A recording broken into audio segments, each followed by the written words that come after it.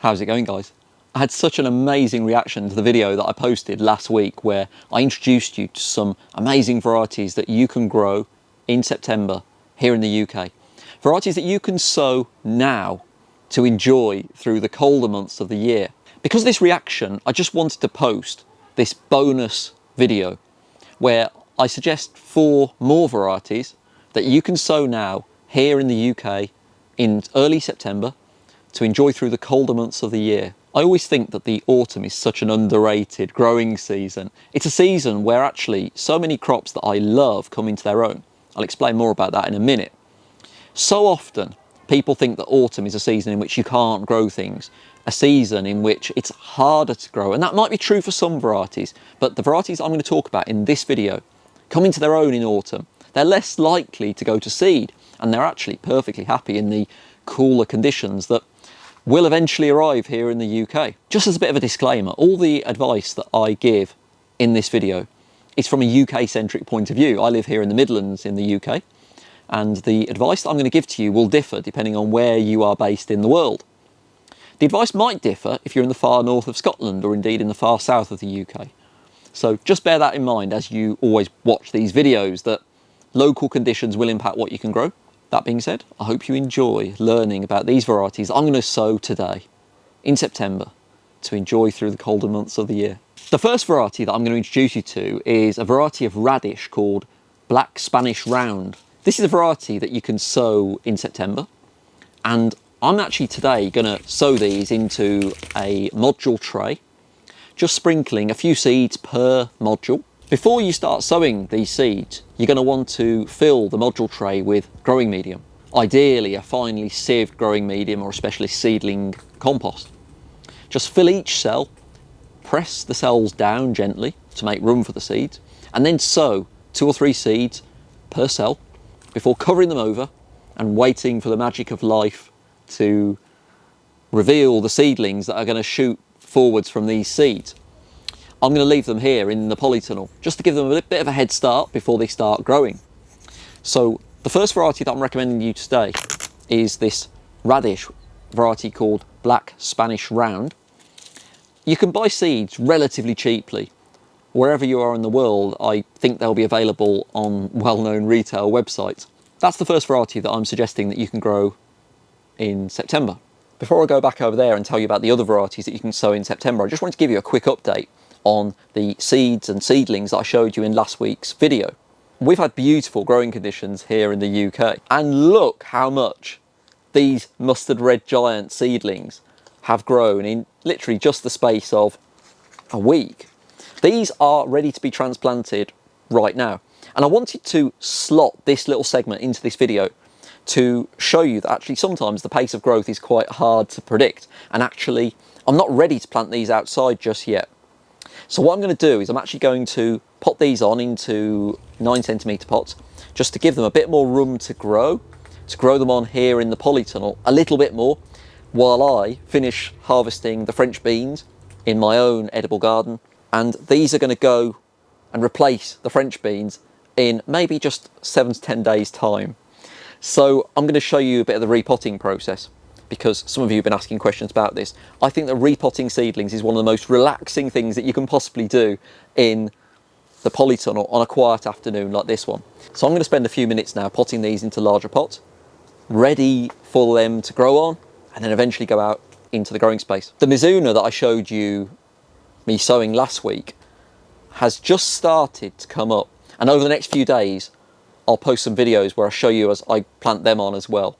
Now, let's get back over there and talk about some more varieties that you can sow from seed in September. The second variety that I'm going to suggest that you sow in September is spring onion. Now, I absolutely love spring onions. I love the fresh flavour that they provide, and also how versatile they are, how perfect spring onions are as a flavour to use in autumnal cooking. I love putting them in the slow cooker. I love chopping them into salad.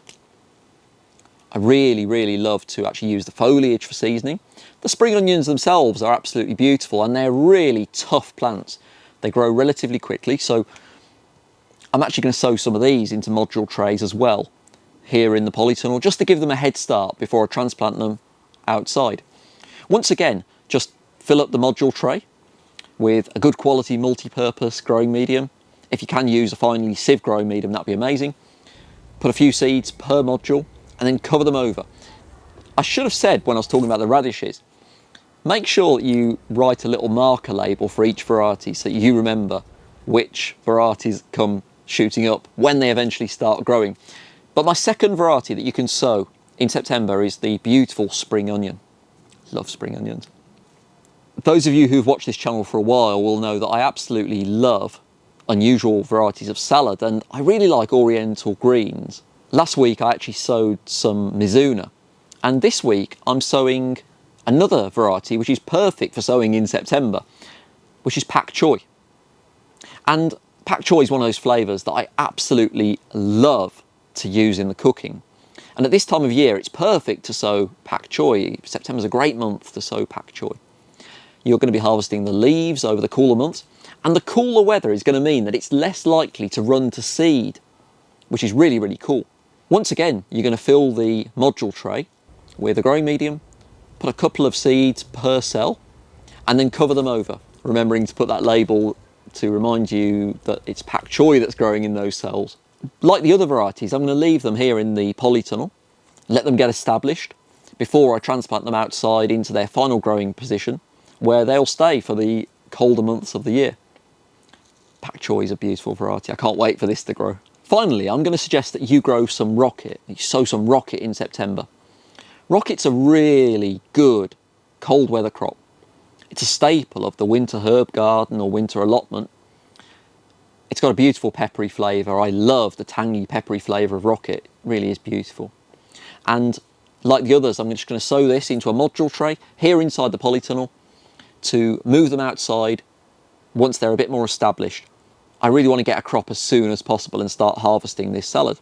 Just fill the module trays with a bit of growing medium, press them down, put the rocket seeds in each cell and cover them over. It really is easy to grow and you're going to love doing so. If you don't have a polytunnel, you can absolutely sow these seeds and put them on the windowsill to bring them on a little bit. But everything that I've actually suggested there can be sown directly outside in early September. I would suggest, if you can, sowing them in a greenhouse or polytunnel just to bring them on a little bit quicker.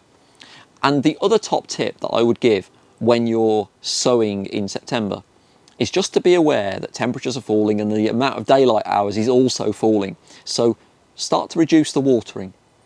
The water's going to evaporate less as the temperature drops, and you don't want the seedlings to get overly soggy and then you have issues with damp and mildew.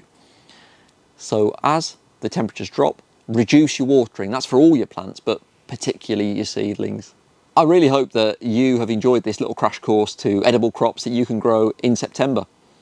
I think September is a really exciting month in the herb garden, the allotment, a time of change as we start to put jumpers on again, and I absolutely love it.